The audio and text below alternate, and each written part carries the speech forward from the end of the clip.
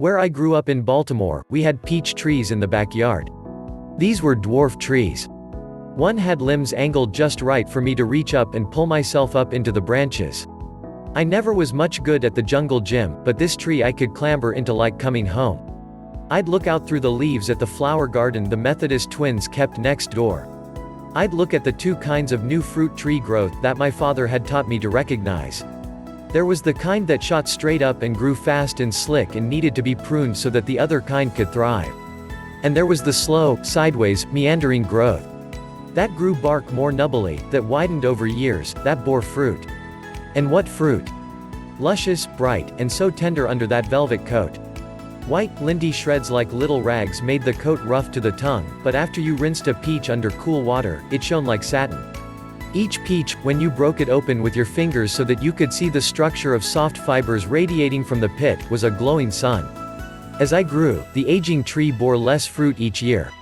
I left Baltimore and learned that there is nothing like a peach that ripens on the branch until it is perfectly fragrant and soft. A ready peach cannot withstand travel from an orchard to a warehouse to a truck to a produce bin to a shopping bag to a car trunk to someone's house. It will be brown goo long before the journey's end. An unready peach taken from the branch will not ripen into that peach. So there is nothing for it but to keep a peach tree, if you can. A tall order for most. I don't have one now. Failing that, frozen peach slices can have more peach flavor and juice than a store-bought peach even at its peak. A grower can let a peach become much more fully ripe on the tree, then process and freeze it directly upon harvest. The same is true of many other frozen fruits and vegetables. The more delicate it is, the more likely you are to get better quality when you buy frozen rather than buying fresh. So unless you have a tree brimming with ripe peaches, or a farmer's market nearby where you can buy this morning's peaches from a local farmer, I recommend buying a sack of frozen slices. You can get big bags at Costco for sure and perhaps at other big grocery stores, if you're lucky. If you want to save on freezer space, you can let some of the peaches thaw, and then mash them or run them in your food processor. Then refreeze in ice cube trays and store in bags. Or freeze the mash poured flat on a tray or cookie sheets, and then break that up and store it in a bag. If that's more trouble than you want to go through, then just let the store hold onto the peaches for you until you're ready for them. In other words, pay a little more and buy the small bag. Leave some slices whole for garnish or so that you can cut them into chunks. So that you still have something that actually looks like a peach in or atop your finished dish. I used frozen peaches to make these simple and delicious keto-friendly fat bombs. The cream cheese base seemed to blunt the vibrant peach flavor, and I thought a while on some sort of foil that would reactivate that fruity quality. Almond, a relative of peaches and all the stone fruits, by the way, has an earthy quality that provided the dynamic counterpoint I was looking for.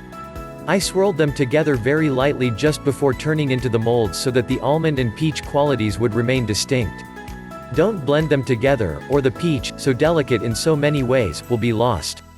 My son and I enjoyed these low-carb fat bombs as our dinner on Saturday while we watched some of his favorite YouTube gamers and got ready for our weekend Terraria gameplay.